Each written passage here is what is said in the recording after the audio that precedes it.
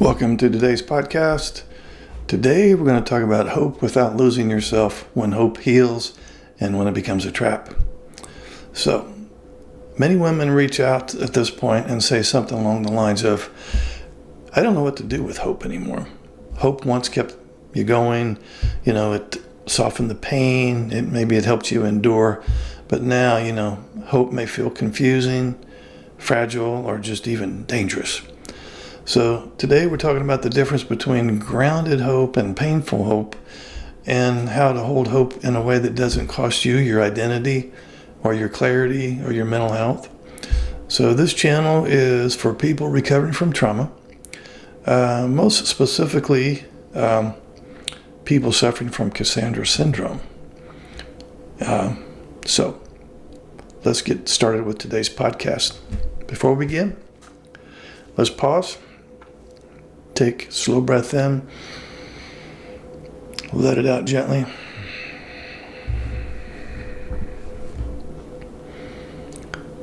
Let's calm our nervous system here. You're not here to give up hope, but let's put it like this. You're here to reshape hope. Now, the questions in this episode came from women who said something along the lines of, hope is the only thing I have left, but it's also what hurts the most. So if that feels true for you, let's take this very slowly. Question number one, all the questions have been summarized. Why does hope hurt so much right now? Well, because hope is tied to expectation.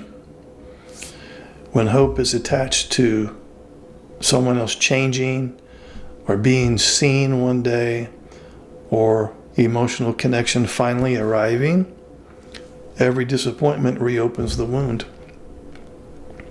So hope hurts when it keeps you waiting instead of grounded. And I'll explain that.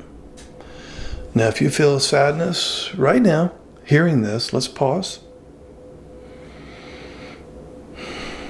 Sadness often shows up when hope needs to evolve. Okay? One listener wrote, if I stop hoping, it feels like I've given up. And here's a corresponding question. Is letting go of hope the same as giving up? The answer is no. Now, letting go of unrealistic hope is not giving up. It's releasing a version of hope that costs you too much. Giving up is losing yourself. Letting go is choosing reality with compassion. So you're not required to hope in ways that harm you. Now, if relief and grief are both present in this moment, let's pause. That combination is normal. Okay? Now, many women ask this next question with a certain degree of fear. Question 3.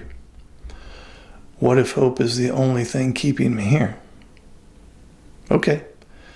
Well, hope can sustain, but it can also stall. So if hope keeps you tolerating emotional pain indefinitely, it becomes a holding pattern, not a lifeline. So the question is not, do I have hope? It should be, what is my hope costing me? Okay? Now, if this question feels uncomfortable, let's pause again.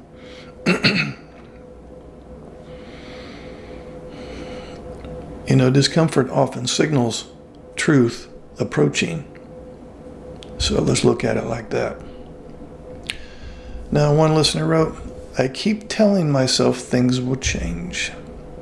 And here's a corresponding question. How do I know if my hope is unrealistic? That is a great question. You can ask yourself, is there consistent movement, not just promises?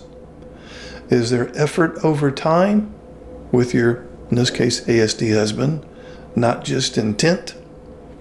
And is there accountability for impact? So hope grounded in patterns is stabilizing, but Needless to say, hope grounded in fantasy, well, that's just going to be exhausting.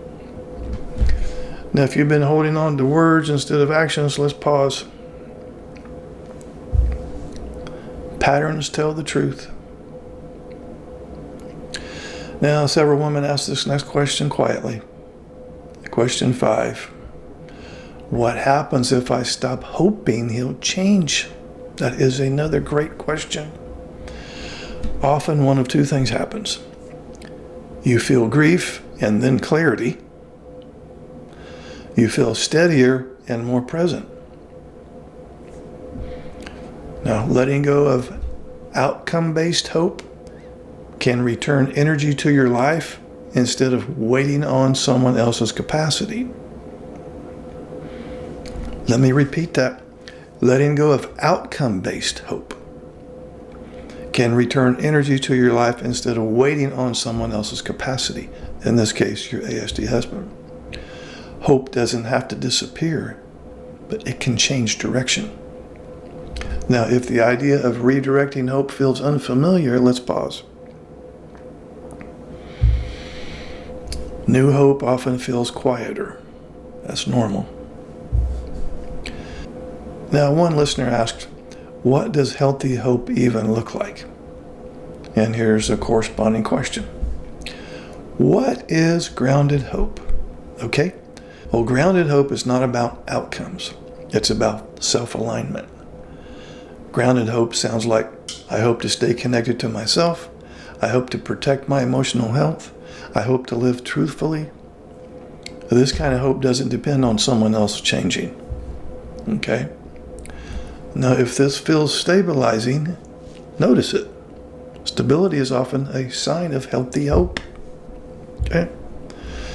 And many women ask this next question with some degree of guilt. Am I being negative if I lower my expectations? Lowering expectations isn't negativity, it's accuracy, we could say. False optimism asks you to deny reality. Accurate expectations help you make informed choices. So you are allowed to hope and be honest at the same time.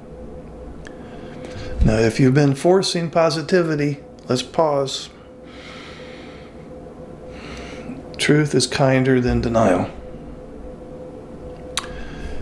One listener asked this next question with a degree of tenderness. Question number 8. Can I still love him without hoping for change? Well, I don't know that that's a yes or no. We'll call it possibly. But love without expectation requires boundaries and self-support. Loving without hoping means accepting limits, protecting yourself, not bargaining with your needs. So that kind of love is quieter and not always sustainable for everyone. And there's no moral requirement to choose it. Now, if this brings up uncertainty, let's pause. Uncertainty doesn't mean failure. Several women asked some version of this next question with a significant degree of honesty. What if hope has been keeping me stuck? Well, that doesn't mean you were wrong. It means hope once served you back in the day and now needs some kind of revision. You know, hope is allowed to change as you change. Growth doesn't invalidate the past, but it does build on it.